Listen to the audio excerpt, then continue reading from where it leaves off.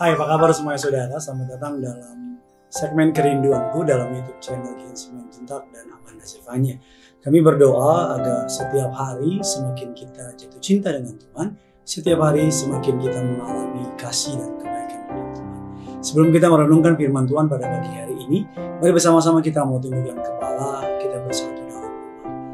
Bapa yang kami kenal di dalam nama Tuhan Yesus, Bapa yang baik, kami berterima kasih untuk kebaikan Tuhan. Kami mau siapkan hati kami untuk diberkati oleh kebenaran firman Tuhan. Urapi hamba-Mu, lidah bibir perkataannya diurapi dari surga, kata kalimat yang keluar memberkati setiap jemaat yang menyaksikan segmen kerinduanku pada pagi hari ini. Roh Kudus, Engkau disambut di tengah-tengah kami. Di dalam nama Tuhan Yesus. Amin. Renungan pada hari ini mengambil judul keberuntungan orang percaya.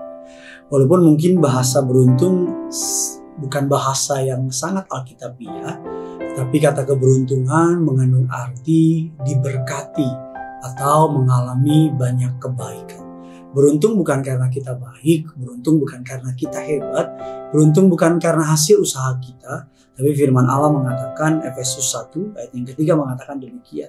Terpujilah Allah dan Bapa Tuhan kita, Yesus Kristus, yang dalam Kristus telah mengaruniakan kepada kita segala berkat rohani di dalam kerajaan surga. Kalau saudara baca dalam Alkitab dikatakan yang telah dalam Kristus telah mengaruniakan kepada kita segala berkat rohani di dalam surga.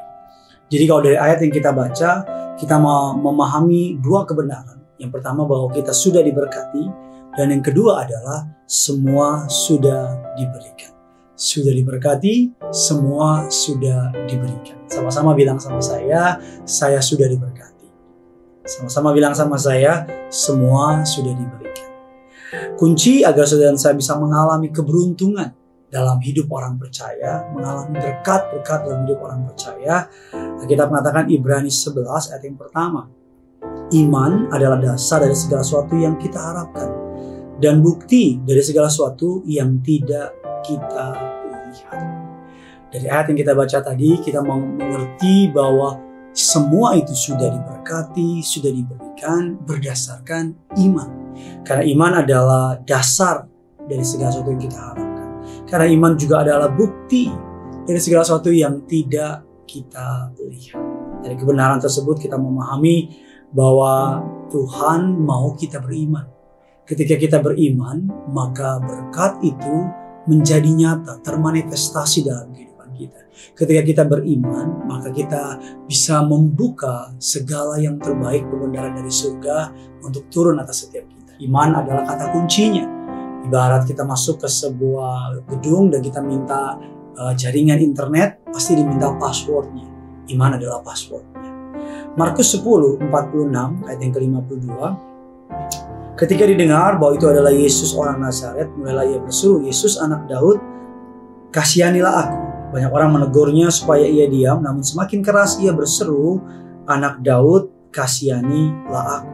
Kalau kita lihat lagi di ayat selanjutnya, tanya Yesus kepadanya, ayat yang ke-51, apa yang kau kehendaki supaya aku berbuat bagimu? Jawab orang buta itu, Rabuni, supaya aku dapat melihat. Ayat yang ke-52, Lalu kata Yesus kepadanya, pergilah, imanmu telah menyelamatkan engkau. Pada saat itu juga melihatlah ia, lalu mengikuti Yesus dalam perjalanannya. Dari ayat yang kita baca tadi, ketika saudara dan saya memiliki iman, bahkan di tengah keramaian sekalipun, bahkan di tengah tidak diperhatikan karena dia buta dan pengemis, tapi iman itu menarik perhatian Allah. Iman itu membuat surga bergerak. Yang membuat surga bergerak bukan manisnya kata-katamu, bukan manisnya pengertianmu tentang yang namanya banyaknya ayat, pengertian akan ayat bagus, tapi kalau tidak melakukan buat apa? Tapi membuat surga tertarik, surga bergerak adalah ketika iman dimanifestasikan. Bagaimana kita bisa mengalami kunci iman untuk saudara dan saya bisa mengalami segala keberuntungan orang percaya. Yang pertama kita lihat di kisah Zakheus tadi. Firman Allah mengatakan demikian. Ayatnya yang ke-50, Markus 10 yang ke-50. Lalu ia menanggalkan jubahnya. Ia segera berdiri dan pergi mendapatkan Yesus. tanggalkan jubah. Menanggalkan jubah bicara menanggalkan semua yang menghalangi kita. Menanggalkan semua yang mungkin membuat kita makin jauh dari Tuhan. Yang membuat kita makin tidak mendekat kepada Tuhan. Alkitab katakan bahwa ketika orang buta tersebut menanggalkan jubahnya, Alkitab mengatakan bahwa dia datang kepada Yesus. Dan ketika dia datang kepada Yesus, Tuhan menyambut imannya. Firman Allah dalam Yeremia 17 ayatnya yang kelima. Beginilah firman Tuhan, terkutuklah orang yang mengandalkan manusia, yang mengandalkan kekuatannya sendiri, yang hatinya menjauh daripada Tuhan. Diberkatilah orang yang mengandalkan Tuhan, yang menaruh harapannya pada Tuhan. Dalam Matius 9 kita baca tadi saudara, dalam Matius 9 juga dikatakan tentang seorang perempuan yang berkata, asal saja ku jamah jubahnya, aku akan sembuh. Dan Yesus berkata kepada perempuan tersebut, imanmu telah menyelamatkan engkau. Apapun menghalangi engkau untuk mendekat kepada Tuhan, tanggalkan. Dosa, kepahitan, kebencian, kekhawatiran, keraguan, tinggalkan semuanya. Yang kedua kita mengatakan bagaimana kita dapat mengalami mukjizat atau keberuntungan di dalam hidup orang percaya. Firman Allah mengatakan demikian, Yakobus 2 ayat yang ke-17. Demikian juga halnya dengan iman. Jika iman itu tidak disertai perbuatan, maka iman itu pada hakikatnya adalah mati. Kamu lihat bahwa iman bekerja sama dengan perbuatan-perbuatan, dan oleh perbuatan-perbuatan itu, iman menjadi sempurna. Yang kedua, melakukan bagian kita. Bagian Tuhan adalah menyembuhkan, menjawab doa kita, memeluk setiap doa kita. Bagian kita adalah berdoa, beriman, dan percaya. Dalam Kisah Rasul 14 ayat 8 dan ke-10, di Listra ada seorang yang duduk saja karena lemah kakinya dan lumpuh sejak ia dilahirkan dan belum pernah dapat berjalan. Ia duduk mendengarkan ketika Paulus berbicara, dan Paulus menatap dan melihat bahwa ia beriman dan dapat disembuhkan. Walaupun dia lumpuh, tetapi dia menatap Yesus, mendengarkan kata Alkitab. Ia duduk mendengarkan, dia sungguh-sungguh mencari firman Tuhan.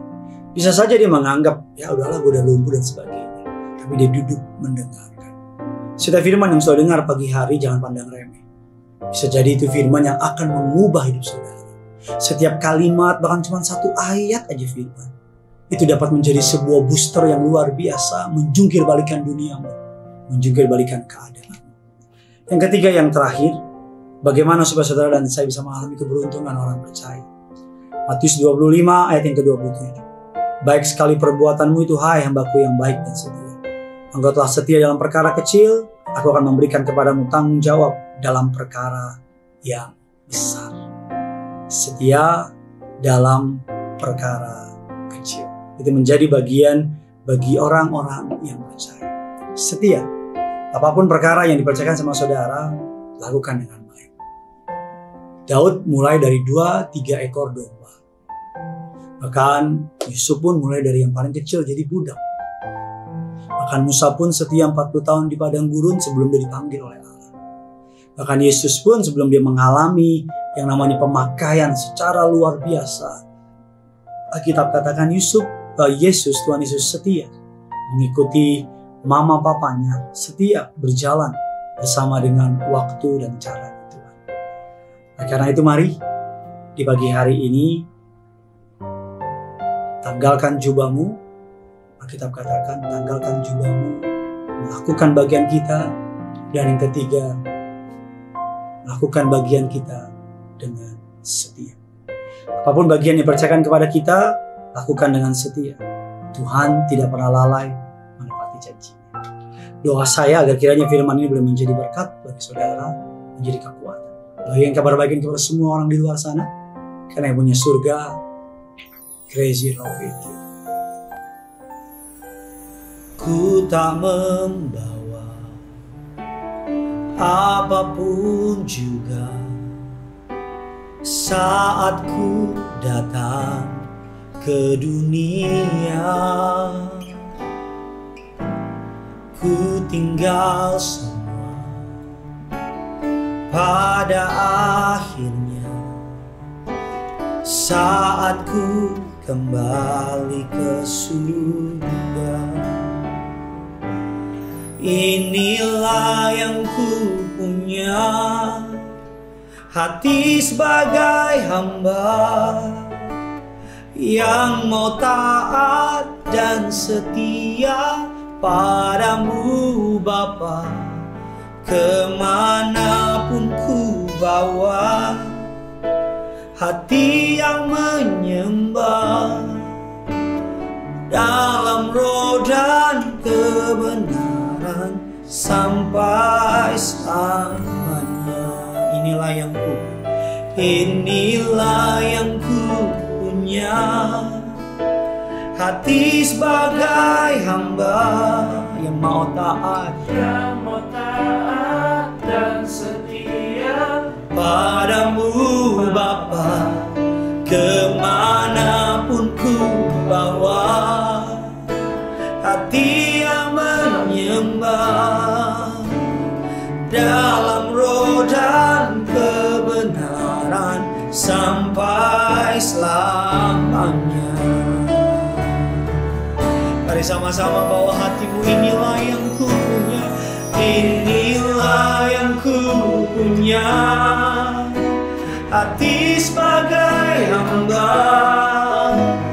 yang mau taat dan setia padamu Bapa. Kemanapun ku bawa, hati yang menyembah dalam roh dan kebenaran sampai sekali lagi. Inilah yang ku punya, hati sebagai hamba, amin, yang mau taat dan setia padamu Bapa. Kemanapun ku bawa, hati yang menyembah dalam roh dan kebenaran sampai selamanya.